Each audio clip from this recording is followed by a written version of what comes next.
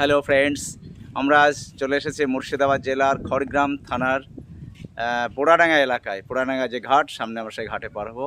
এখানে দেখা যাচ্ছে রাস্তার দুই সাইডে প্রচুর তালসারি। এটা যদিও সেরকম যত্ন নেই, কিন্তু প্রচুর তাল গাছ। আমরা দেখাবো সেই সব ছবি, সঙ্গে থাকুন।